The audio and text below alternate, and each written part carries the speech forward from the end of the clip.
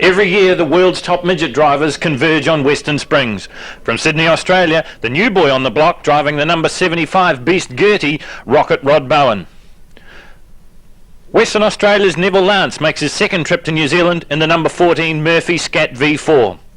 And the team captain from Darwin in the Northern Territory, the current Australian midget car champion, Warren Eakins. From the home of Speedway, the United States of America, last seen in New Zealand in a sprint car, back this time in a midget from Salinas, California, Ronnie Day. Simply put, the greatest midget car driver in the world, Sleepy Trip in the number 3 Selex Wine Stealth. And the American team captain in the DuPont Beast Gertie from Placerville, California, Jimmy Sills. And so to the host nation. The New Zealand team captain and 4-time national champion in the pit stop exhaust Beast Fontana is Brett Horrobin. 2-time national champion and Speedway Personality of the Year driving the number 72 Valvoline Harris is Graham Standring. And the man making his debut in the New Zealand side is Gary Payne in the Clipper Engineering Buick.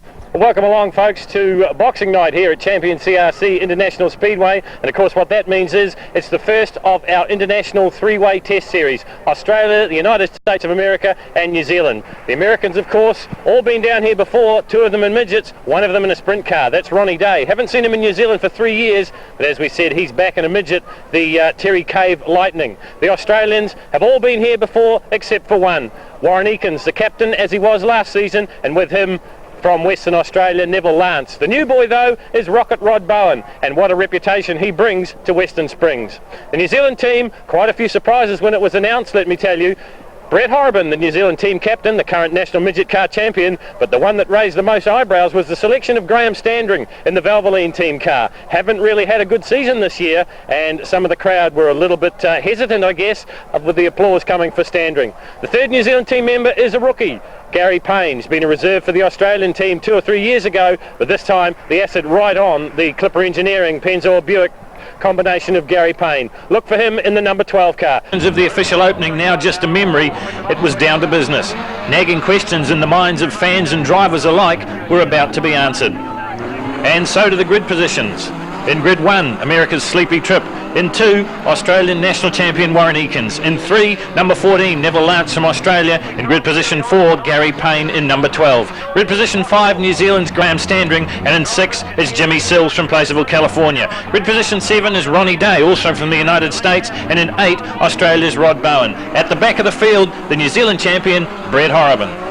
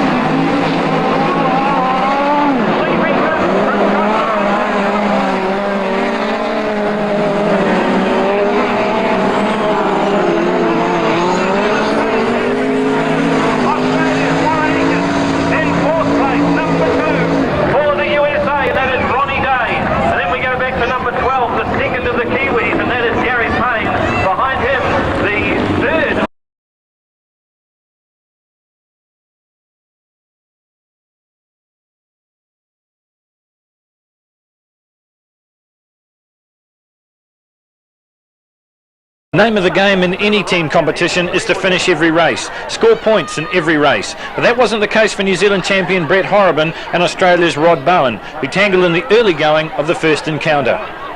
Tripp won the first one off the front, but this time he's got a bit of work to do. Let's see how the grids stack up.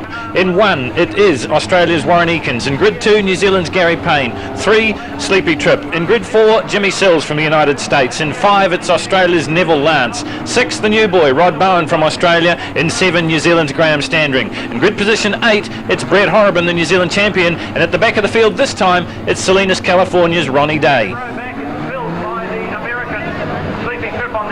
So at the front of the field, the Trans-Tasman rivalry continues. Australia versus New Zealand. The second row, the Americans are together, and in the third row, it's the Aussies and the New Zealanders again.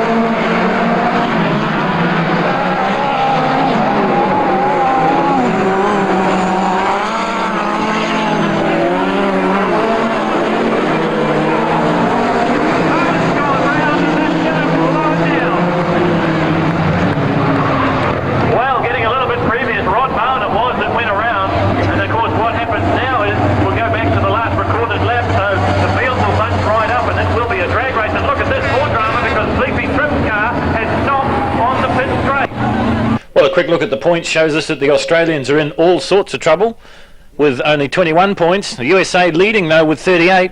New Zealand fighting a bit of a rearguard action and they have 27.